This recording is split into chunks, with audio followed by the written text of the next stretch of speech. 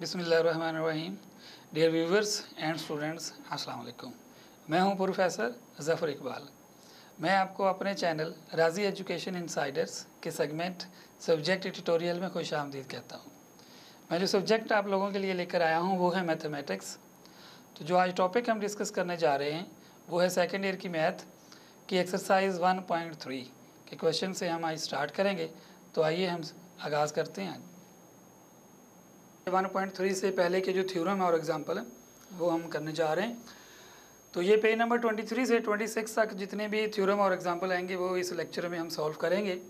तो जो पहला थ्योरम है वो है कि limit n approaches to infinity 1 + 1/n की पावर है n = e। ये बुक में लिखा हुआ है x अप्रोचेस टू, तो ये x अप्रोचेस टू नहीं है, ये n अप्रोचेस टू है। हम सिर्फ इस पोर्शन को लेते हैं 1 + 1/n की पावर n। इसको बाइनोमियल थ्योरम से हम हल कर लेते हैं। When n is positive integer natural number, इसके ऊपर बाइनोमियल थ्योरम लगाते हैं। तो बाइनोमियल थ्योरम होता है कि 1 कॉम्बिनेशन 0 a की power n plus n combination 1 a की पावर n - 1 b की power n and so on.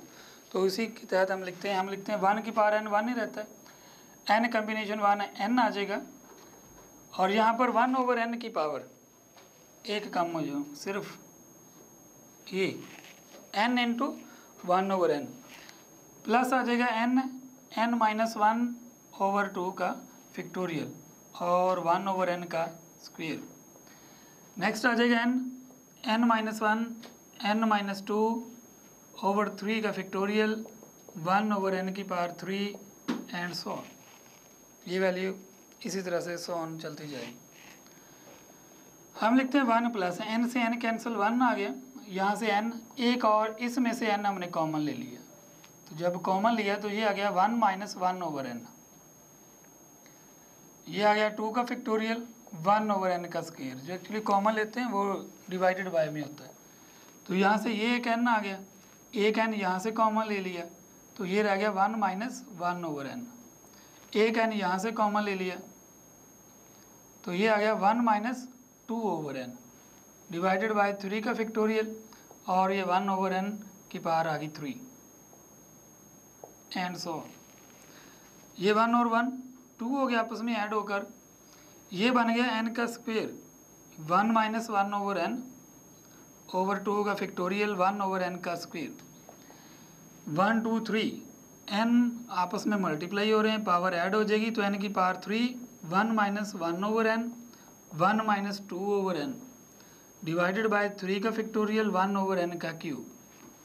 ये n स्क्वायर से n क्यूब से कैंसिल। बाकी जो अमाउंट बची ये 1 + 1/n के इक्वल अमाउंट आ रही है जिसको हम सॉल्व कर रहे हैं। 2 + 1/2 का फैक्टोरियल 2 हो गया, 1 - 1/n। यहाँ पर आ गया 3 का फैक्टोरियल क्या होगा 6, 1 - 1/n 1 - 2/n and so on. अब हम लिमिट पुट करते हैं on both side n approaches to infinity. यहाँ पर लिखेंगे limit n approaches to infinity.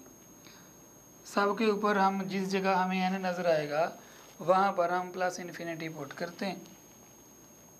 2 + 1/2 1 - 1/∞, 1/6 1 - 1/∞, 1 - 2/∞, and so on.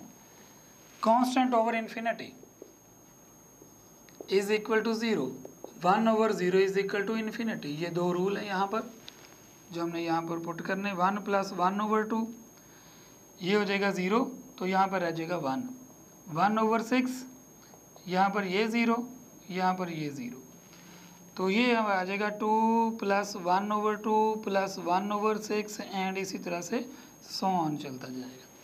इन सब को जब हम ऐड करेंगे तो वैल्यू बनेगी 2 + 0.5 एंड 0.00356। इस तरह से ये वैल्यू आ जाएगी। तो ये आ जाएगा 1/2 + 1/, ये आ जाएगा 2 + 1/2 + 1/6 + 1/8 एंड सो ऑन। इनको जब हम ऐड करेंगे सबको पॉइंट में लाकर तो ये वैल्यू बन जाएगी 2.6 718 8281। हम इसको कांस्टेंट का एक नाम देते होते हैं, वो होता है ई अप्रॉक्सीमेट 2.718281। तो ये प्रूफ हो गया कि 1 + 1/n की power n limit n approaches two plus infinity इसके इक्वल है। ये भी लॉन्ग क्वेश्चन के लिए इंपॉर्टेंट है वैल्यू। नेक्स्ट इसी से रिलेटेड हमारे पास कुछ और भी रिजल्ट हैं, जैसा कि limit x approaches to 0 1 + x की power 1/x is equal to e. ये किस तरह से ई की बराबर है ये भी हम लिखते हैं। हम यहाँ पर लेट कर लेते हैं कि x n is equal to let 1/x is equal to n and 1/n is equal to x। हम इसकी लेफ्ट हैंड साइड में पुट करते हैं when x approaches to 0।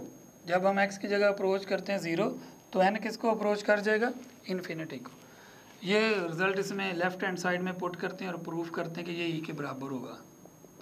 Limit जब x अप्रोच कर रहा है 0 को तो तब n अप्रोच क्या करेगा, इन्फिनिटी को। 1 प्लस ये x है तो x की जगह पर क्या आ जाएगा 1/n, और ऊपर 1/x है तो उसकी जगह पर क्या आ जाएगा n। ये तो वो रिजल्ट आ गया हमारे पास जो पहले हमने प्रूफ किए। तो इज इक्वल टू क्या आ गया ई। 1 + x जो चीज़ यहाँ पर होगी उसका रेसिप्रोकल, जो चीज़ यहाँ पर होगी इसका रेसिप्रोकल यहाँ पर होगा, तब जाकर ये ई के बराबर होगा और दरमियान में पॉजिटिव होगा। और यही जो चीज़ है वैल्यू वो 0 को अप्रोच करेगी इस सेंस में। अगर यहाँ पर फ्रैक्शन में यहाँ पर जैसा कि 1/x है तो फिर यहाँ पर x होगा, इसके रेसिप्रोकल में आनी है ये चीज़। और यहाँ पर लिमिट x अप्रोचेस टू फिर इन्फिनिटी होगी। इससे से आगे और 2 एग्जांपल हैं, वो आप खुद ट्राई कीजिएगा इनको। इसके बाद मैं करवाता हूँ आप लोगों को एक सैंडविच थ्योरम में बड़ा इंपॉर्टेंट लॉन्ग क्वेश्चन के तौर पर ये अक्सर आ जाता है। तो इसके 2 तरीक़ेकार हैं कि एक तो ये इस तरह से क्वेश्चन पेपर में लिखा आता है कि स्टेट द सैंडविच थ्योरम। अगर स्टेट आ जाए तो जस्ट हमने इसकी डेफिनेशन लिखनी है, ये 2 मार्क्स की होगी। अगर क्वेश्चन में ये लिखा आ जाता है कि state and proof that sandwich theorem, तो फिर आपने पहले इसकी डेफिनेशन लिखनी, फिर आगे इसको प्रूफ करना है। तो ये लॉन्ग क्वेश्चन बनता है 5 मार्क्स का। इसके 2 मार्क्स की जो है ना वो डेफिनेशन आती है। तो ये दोनों तरीक़ों से क्वेश्चन आ सकता है।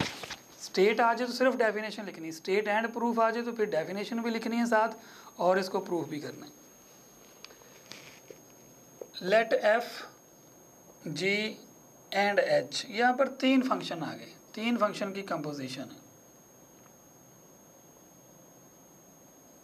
अगर ये 3 फंक्शंस हों हमारे पास और इनकी तरतीब कुछ इस तरह से हो कि f(x) is less than and equal to g(x) and g(x) is less than and equal to h(x) for all numbers x in some open interval c except at itself। तो जब लिमिट इसके ऊपर हम पुट करें x approaches to c, सब के ऊपर जो लिमिट का आंसर है वो इक्वल आ जाए, तो ये इसकी डेफिनेशन होगी। इसको हम कहते हैं sandwich theorem. h(x) is also l and limit x approaches to c and g(x) then it is also equal to l। तो ये सैंडविच थ्योरम की डेफिनेशन होगी। Let F G and H are there are 3 functions then such that, ये इनकी condition है कि less than भी होंगे और इक्वल टू भी होंगे। तो ये इनके तीनों के ऊपर जब लिमिट अप्लाई करेंगे तो इनके आंसर एल के इक्वल आएंगे। ये थी इनकी डेफिनेशन। अब इसका आगे लिखते हैं हम प्रूफ। इस सैंडविच थ्योरम का जो प्रूफ है वो हम डायग्राम की मदद से बनाएंगे। तो हम लिखते हैं लेट अ यूनिट सर्कल।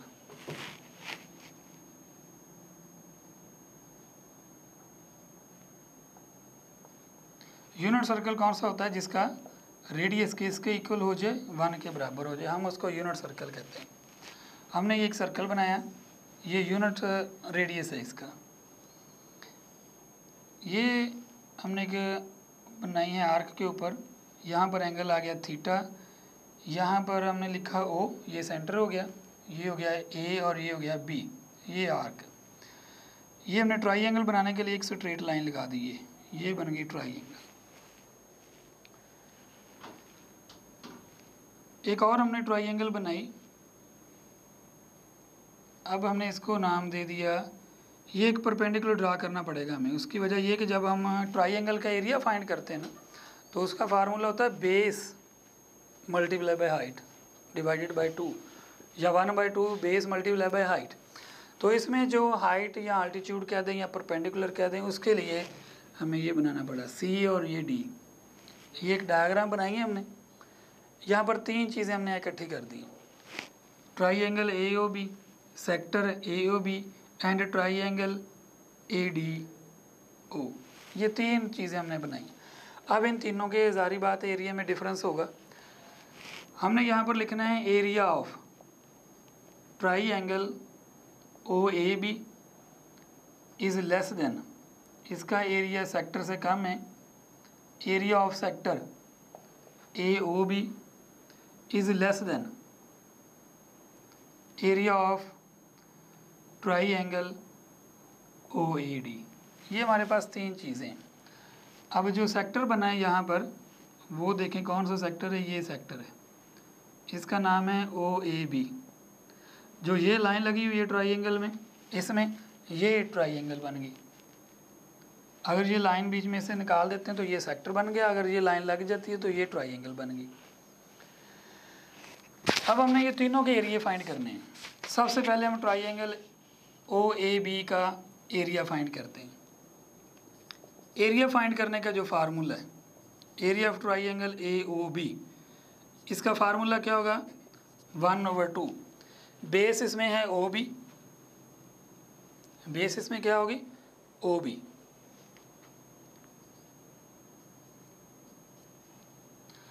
और हाइट इसमें क्या होगी AC, क्योंकि बेस मल्टीप्लाई बाय हाइट है ना। अब OB जो है ये किसके इक्वल है, हमने लिखा ये यूनिट सर्कल है, इसका रेडियस 1 के बराबर है। रेडियस इसमें क्या है, एक तो OB ये भी रेडियस है, एक OA ये भी रेडियस है, और ये किसके बराबर है 1। तो यहाँ OB की जगह 1 हमने पुट की है। अब ये ट्राइंगल में से AC हमने फाइंड करना है कि AC किसके इक्वल आता है। ये ट्राइंगल मैं अगेन सेपरेट बना लेता हूँ, ये इसका C आ गया, ये इसका B, ये O और ये A। साइन थीटा यहाँ से फाइंड आउट करते हैं। साइन थीटा किसके इक्वल होगा, साइन थीटा आम ट्राइंगल में होता है कि परपेंडिकुलर ओवर हाइपोटेन्यूज।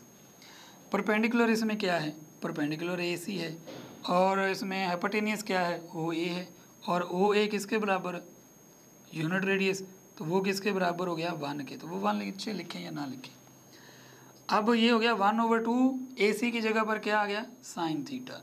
तो ये मैंने पहले ट्राइंगल का एरिया फाइंड किया, तो ये पहली ट्राइंगल का एरिया आ गया 1/2 साइन थीटा। मुझे यहाँ पर 3 चीज़ों के एरिया चाहिए। अभी मैंने एक का एरिया फाइंड किया है, दूसरे का मैं एरिया अब फाइंड करने लगा हूँ। दूसरी कौन सी चीज़ है, सेक्टर। तो सेक्टर का जो एरिया होता है उसका फार्मूला क्या होता है, 1/2। ये मैंने लिखा area of sector, area of sector होता है 1/2 r स्क्वायर थीटा, के रेडियस का स्क्वायर और सार थीटा। ये आ गया 1/2 रेडियस r का स्क्वायर, r कितना इसमें 1 है, तो 1 का स्क्वायर 1 ही होता है। तो ये आ गया सेक्टर का एरिया। 2 एरिया हो गए, एक एरिया इस ट्राइंगल का हो गया, एक एरिया सेक्टर का आ गया। अब एक एरिया इस ट्राइंगल जो बड़ी सबसे बड़ी ट्राइंगल, एक एरिया उसका रह गया। तो वो ट्राइंगल हम यहाँ पर बना लेते हैं। ये हमने ट्राइंगल बना ली DA और O, यहाँ पर बन गया थीटा। अब इसका हमने एरिया फाइंड करना है, तो ये एरिया मैं पहले इरेज कर रहा हूँ। एरिया हमने फाइंड करना है, तो इसमें एरिया ऑफ ट्राइंगल कौन सी, OAD। फार्मूला वही रहेगा ट्राइंगल का कि 1/2 बेस मल्टीप्लाई बाय हाइट। अब इसमें बेस क्या चीज़ है, OA, और हाइट इसमें क्या है, AD। रेडियस हमारा OA, वो हमने पहले लिखा हुआ कि ये यूनिट रेडियस है, किसके बराबर है, 1 के बराबर है, तो 1/2 AD। अब हमने AD फाइंड करना है, तो AD के लिए हम ले लेते हैं यहाँ पर tan थीटा। राइट ट्राइंगल में tan थीटा किसके बराबर होता है? Perpendicular over base, AD over OA। AD perpendicular है और OA क्या है? बेस। तो OA ये रेडियस है, तो रेडियस हमने किसके बराबर लिखा हुआ है? 1 के बराबर। सो AD आपके पास आ गया tan थीटा के। ये तीनों एरिया हमारे पास आ गए, हमने तीनों एरिया फाइंड कर लिए हैं, ट्राइंगल का, सेक्टर का और पहले वाली ट्राइंगल का। अब इनकी जगह पर इनको पुट करते हैं। तो ये हमारा चल रहा है सैंडविच थ्योरम, क्योंकि ये तीन चीज़ें हैं तो इसलिए हमने इनको मिक्स करना है। इसका एरिया हमने फाइंड कर लिया था 1/2 साइन थीटा। ये एरिया ऑफ सेक्टर था तो 1/2 r स्क्वायर थीटा था, तो ये जस्ट थीटा ही आ जाएगा क्योंकि r स्क्वायर रेडियस है 1, तो इसलिए 1 का स्क्वायर 1 है। ये हमारे पास आ गया 1/2 tan थीटा। अब हम लिखेंगे सबसे पहले तो 2 से मल्टीप्लाई कर देते हैं ना, ताकि जो फ्रैक्शन में 2 आ रहा है वो हो जाएगा ख़त्म। इसके बाद आ गया tan थीटा। tan थीटा को हम लिख सकते हैं साइन ओवर कॉज में। अब हम डिवाइडेड बाय करते हैं पूरी अमाउंट को किसके ऊपर? साइन थीटे के ऊपर। लिहाजा ये हो जाएगा 1, ये हो जाएगा थीटा ओवर साइन थीटा। इसमें से साइन थीटा ऊपर वाला कैंसिल, तो नीचे आ जाएगा कॉस थीटा। 1 लेस है थीटा ओवर साइन थीटे से, और ये अमाउंट लेस है किससे? 1 ओवर कॉस थीटे से। हम इनको अलग अलग कर लेते हैं। हम कहते हैं कि 1 is less then theta over sine theta. फिर हम लिखते हैं कि थीटा ओवर साइन थीटा ये लेस दैन 1 ओवर कॉस थीटे से। अपोजिट करते हैं इसको। जब हम अपोजिट करते हैं, जैसे हम कह देते हैं कि 1 लेस दैन 2 से, तो अगर ये अमाउंट उलट करेंगे, रेसिप्रोकल लेंगे, तो फिर ये अपोजिट हो जाएगा। फिर इसको हम लिखेंगे कि sine theta over theta is greater than 1। यहाँ पर भी इसी तरह ऐसे ही करते हैं हम लिखते हैं कि cos theta greater than sine theta over theta. Limit approach करवाते हैं। लिमिट क्या है आपके पास? लिमिट है theta approaches to 0। Limit approach करते हैं थीटा अप्रोचेस टू 0। यहाँ पर भी हम लिमिट अप्रोच करते हैं थीटा अप्रोचेस टू 0। ये हो जाएगी अमाउंट 1। इसको वैसे लिखते हैं कि sine theta over theta limit theta approaches to 0। ये भी हम कर रहे हैं। अब ये देखें एक ही अमाउंट है, वो 1 से बड़ी भी है और 1 से छोटी भी है, तो उसके लिए फिर एक ही बात आती है, उसके लिए फिर एक ही केस बचता है। हम लिखेंगे यहाँ पर limit theta approaches to 0 sine theta over theta is equal to 1। कि अगर एक ही दो अमाउंट, एक 1 से छोटी हो और वही अमाउंट हम कहते हैं कि 1 से बड़ी हो, तो फिर उसके लिए थर्ड केस यही होता है कि हम उसको एंड पे क्या कहते हैं कि वो इक्वल है। तो ये था आज का हमारा लेक्चर, जिसमें हमने 1.3 से आने वाले पहले तमाम थ्योरम और एग्जाम्पल की। उम्मीद करता हूँ कि आपको ये लेक्चर समझ आया होगा। और अगर अभी तक आपने हमारा लेक्चर सब्सक्राइब नहीं किया तो पहले हमारे इसको चैनल को सब्सक्राइब करें और साथ लाइक करें, शेयर करें और बेल का बटन जो है प्रेस करें, ताकि आने वाले तमाम लेक्चर आप लोगों के साथ शेयर किए जा सकें। अल्लाह हाफिज़।